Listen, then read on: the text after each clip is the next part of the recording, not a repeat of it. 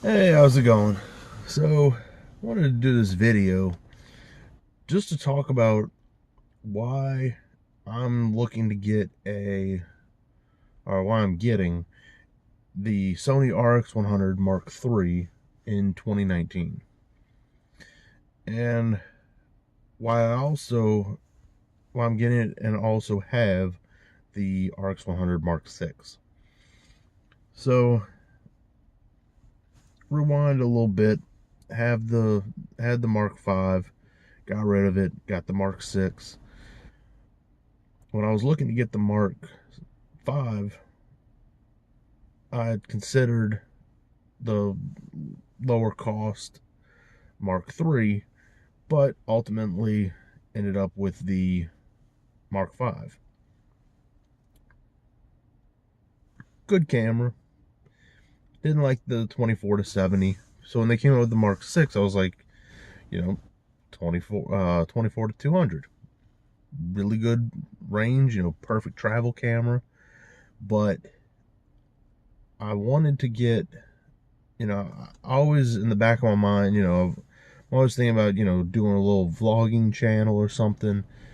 And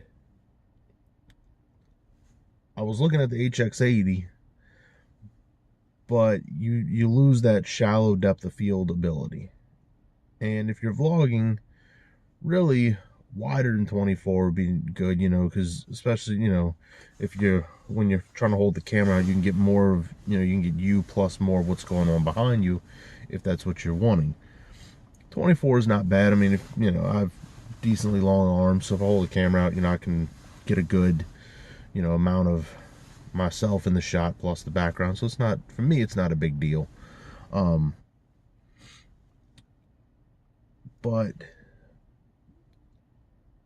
and it's one of those things. It's like, yeah, when you buy a camera, you should use it and use it and use it. But the Mark VI is a expensive. That's $1,200. And if you watch vlogging channels a lot, those cameras are getting a lot of use, knocked around, bumped around, in and out of a pocket. So I really didn't want to use my Mark VI for a vlog camera because, it's an expensive camera for that. And with vlogging, I really don't need 24 to 200. 24 to 70 with more aperture and an ND filter, if I want to use that, to me, I think is a better route. Because like this one, I'm recording on my cell phone, but I really don't like to be burning down my cell phone battery just for the purpose of recording a vlog. So, I would rather have an independent camera to use for vlog purposes. And the Mark III, well, the entire RX line is nice, small, compact, pocket friendly. So, to me, I think it's a good option. I looked at the Mark 5, the Mark 5A, the updated version of it. And I mean, I know it's got a few upgrades with the processor and stuff. I mean, yeah, it's got 4K video, but I'm really not after shooting 4K. And I kind of thought about this after I started recording. I don't even know what setting I have my phone on, because that's what I'm using this morning. So it's one of those. Didn't even think to check those settings, but either way, it's not a huge deal. If it's even if it was set at like the lowest resolution, it's not, there's nothing really going on. A few cars passing, whatever. But I think the Mark III, it'll serve as a good vlog camera. The other camera I looked at briefly. When I say briefly, I looked at enough stuff to make my decision on it. But I was looking at the DJI Osmos Pocket, or Pocket Osmos, whichever way the name goes. And I thought about that camera because It's a pocket, a very, very compact uh, camera with a built-in gimbal. So you'll get good smooth shots and stuff. And it's also, very compact. But, it seems, a lot in a bunch of the reviews I've been reading and the videos I've been looking at, it it's one of those cameras that I think it'll be better in the next version, or as firmware updates come out and fix issues, or more parts and accessories come out for it. Now when I go get the RX100 Mark III, I want to say the store I'm going to also has that the DJI camera as well. So I'll probably look at it. Don't think I'm gonna get it, just because it to me doesn't seem like it's ready for, ready for prime time, I guess you could say. Um, that, and I have the Nikon. Gosh, I don't even remember what model number it is at this point. The little Nikon camera. I'm sure it's in one of my earlier vlogs. One of those cameras that when they tried to do their little action camera line, and I want to say they discontinued the whole line at this point. But when they were doing that, it was that camera. Gosh, I can't even think of the name of that camera. Wow. But I feel like, the uses I'm thinking up for the DJI Osmos, for my use, I really think I could just use that little Nikon camera for it, as a, hooking on my belt or something, or put it in my hand, be a small camera. The only, I guess, advantage with the DJI is because that the camera portion is on that gimbal. It doesn't matter which way you're holding the body of the camera, so it gives you a little bit easier way of, carrying it and, filming while you're in the store. But part of me kind of thinks with the other camera, the Nikon, it's bugging me, I can't think of the name of it, that I can use that Nikon camera as as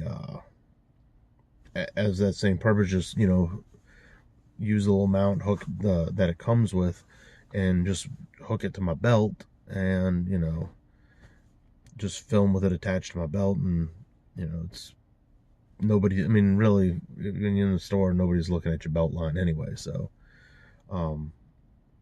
it's one of those things, when you want to film something, you just tuck your shirt behind the camera, in between your clothing and your camera. And when you want to, when you're getting ready to go in the checkout line, or, if somebody's, whatever, you can just, pull your shirt, flip your shirt over top of the camera, and nobody's gonna, worry about it. So, if you're in an area where, maybe, for whatever reason, you don't want to be filming something, or whatever, but it's something that you can easily, tuck the shirt over it, film. And then when I'm not wanting to film stuff, maybe you go in the restroom, you can pull your shirt over top of him, and, obviously, not be recording anything. But you walk into the bathroom, somebody catches a glimpse that you got a camera on your belt, they might, could lead to a unwanted confrontation. So, that's just one of those things. Whereas, I mean, I know I've seen people vlogging in the bathroom and stuff, but to me, it's like, in your own house getting ready, okay, yeah. Public restroom, I personally wouldn't do it. Now, then again, it could be one of those restrooms where it's a single person restroom, and you're getting a little clip of you washing your hands, or fixing your hair or something. That's, whatever. And then also, just continuing talking about the different vlog cameras that I've considered. I looked at the HX80 and the newer HX99, and while both those are a cost savings, in the reviews of the HX99, I know quite a number of people have complained that the buttons just feel really cheap. Granted, yeah, it's a $400 camera that I believe does 4K, shoots RAW, has a touch screen. I mean, you're getting, for a price point, you're getting a lot of camera for the price. So, of course, there's going to be, you can't have, well, I'm sure you could, but Sony's, no companies that do it because they're not going to make any profit, really. Is, you're not going to be able to have the best materials, the best buttons, the best, features of everything at that low price point. I mean, low considering, the market. That, and, I don't really need that zoom range, whereas the aperture, because like I'm using my camera, and I'm sure this footage is really grainy because the phone has a tiny little sensor on it, and it's dark. So whereas the RX100 Mark III has the 1.8 to 2.8 aperture, so you're getting a nice wide open aperture to be able to get better low light. Plus, you're getting better build quality. So, to me, I think with all of those things laid out, that's why I'm going with the RX100 3. Build quality, the lens it has, the fact that I already know the controls on the camera, already have plenty of batteries, already have various chargers for those batteries. So it's one of those things, I'm not buying into a completely different camera ecosystem that I'm then gonna have to go to the store or go on Amazon, really.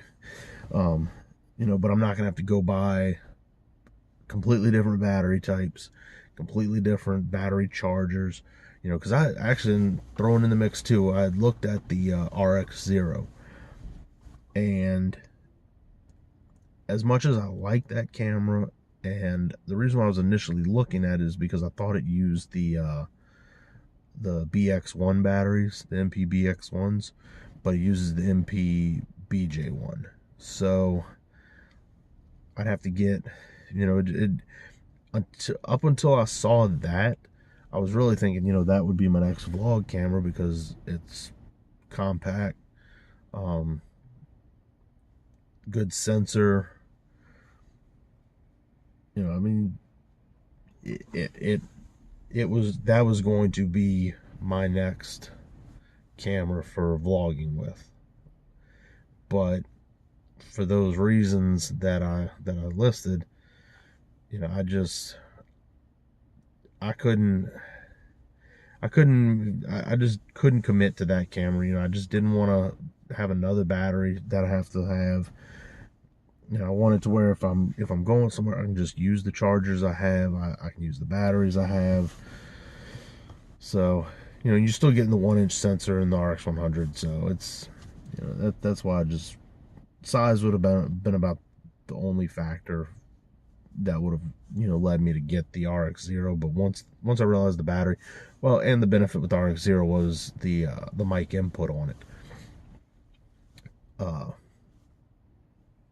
But once I looked at everything for that camera, I just decided that the RX100 3 was, for features, price, battery, lens, and everything about it, that's the ideal camera for me to get, just to do vlogging with. and also, you know, doing, you know, tabletop reviews and stuff, unboxings, just using it as my go-to, because it fits the bill, you know, in addition to using my phone, because it is much easier to use my phone to record things, and upload them quickly. You know, I don't have to transfer anything, and I can do kind of videos like this where I'm just, you know, yapping at the camera. One thing I'm kind of curious. Look at that. It's a newer phone. I wasn't sure how all the different things on it work, but I can touch the focus while I'm recording. Look at that. So that's about it. Video went on a good bit longer than I'd intended it to, but maybe some of the information in here will help somebody that's looking to get a camera, or looking into getting a camera for vlogging. You know, you'll have maybe some of the stuff in here will help you in your decision. So thanks for watching.